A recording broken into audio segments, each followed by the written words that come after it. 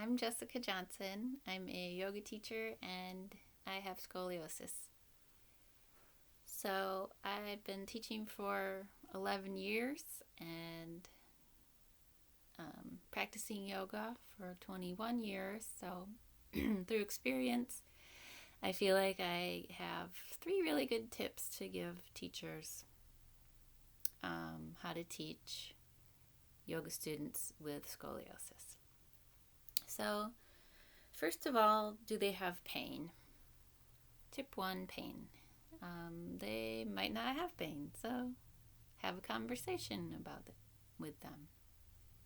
Are you experiencing pain or not? If they're not, then you might not need to worry about them at all. They might be fine. If they do have pain, you can explore with them where and why. Okay, tip number two is awareness. So they might not be aware that they have scoliosis.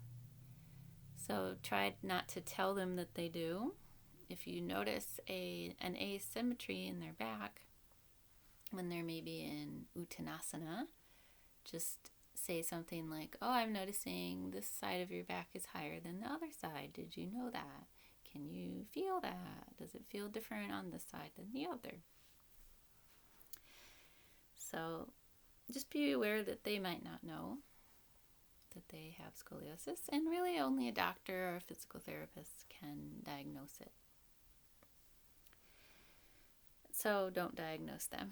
And awareness also they need to have of what kind of curve they have and if they have hardware or not. It's important to know if your student has hardware in their spine. If they have hardware in their spine, you might not want to teach them forward bends, back bends, or twists. So try to be creative and not teach forward bends, back bends, or twists. They might only be able to forward bend to 90 degrees at the hips. Or maybe that's too much. So be aware of hardware, be careful of hardware. What kind of hardware do they have? There's a newer hardware called a tether that you might see in teenagers nowadays. If you have teenage students, they have more mobility, these tethers. So it depends on what kind and where is their hardware, and also awareness of what kind of curve they have. So if they don't have hardware, there's really 4 major types of curves, but everybody's different. Everyone with scoliosis has a little bit different pattern. So it's nice to be aware of what their pattern is, and then you can break it down even more. For example, I have an S curve, so that means my spine curves laterally in 2 different directions, like the letter S. So it goes to the right, and then in my lumbar spine, my spine goes to the left. Some people have what's called a C curve, where the spine curves just to one side in the ribs and the lumbar spine. So that's a thoracolumbar curve.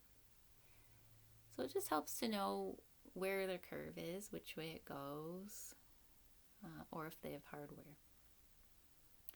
And then my third and final tip is be gentle. So be gentle in the words that you choose and be gentle in the poses that you teach. So try to say words like lengthen the spine instead of stand up straight. And try to say de-rotate the shoulder blade instead of flatten the hump or flatten the hunch. So lengthen's always good, and sometimes people with scoliosis have a little bit of self-consciousness, so be gentle in the words that you're using with them. Also be gentle in the poses that you teach. So, first of all, are they experiencing pain? So you might want to teach restorative and pain-relieving poses at the beginning of your class. Like like I said before, with hardware, you don't want to teach forward bends, back bends, or twists. So you want to be aware of that, and also where the vertebra next to the hardware is. Let's say I have hardware up till this vertebra. The one above it is very risky to mobilize, so you want to be very gentle. If you teach a little bit of a back bend in the shoulders, you want to be really gentle there. So for me, with my S-curve, I love asymmetrical poses. So if you know you have someone with scoliosis in your class, try not to teach symmetrical forward bends, back bends, or inversions. So what happens with scoliosis is one side tends to be overstretched and weak. Another side is understretched and maybe the stronger side, or it's also weak. So it's nice to work asymmetrically and strengthen one side and lengthen the other, and then strengthen the other side and lengthen the other in different areas. So try to teach asymmetrical poses like laterals, like warrior one. It's asymmetrical. Extensions, though, are nice. Extensions are symmetrical often. So Tadasana, for example, you can lengthen the spine in Tadasana. And for me, I have the S-curve, so my spine goes to the right in my thoracic. And then in my lumbar, my spine goes to the left. So you might notice that my right shoulder is higher than my left.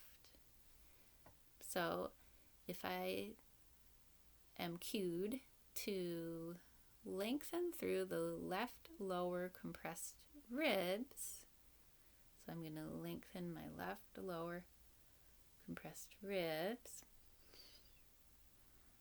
you might notice that my left shoulder lifted a little bit when I did that. So I lengthened and got nice and long in an extension pose that way. So those are my tips. Do they have pain?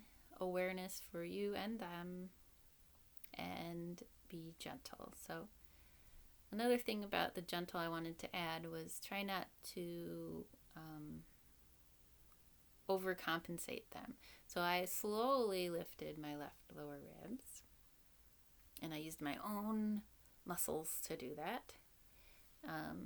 So try to avoid moving them. Like if you feel like, oh, if only their shoulder went over here, and you moved them, that might be too much. For me, I have ligament laxity and hypermobility. So you just want to be gentle with them, help them strengthen. Strengthening is really good if they don't have a lot of pain. So relieve pain, then help them strengthen, and you'll be all right. So thanks for listening to my tips, and I hope you got something out of this, and feel free to contact me if you have any questions, comments, or concerns. Namaste.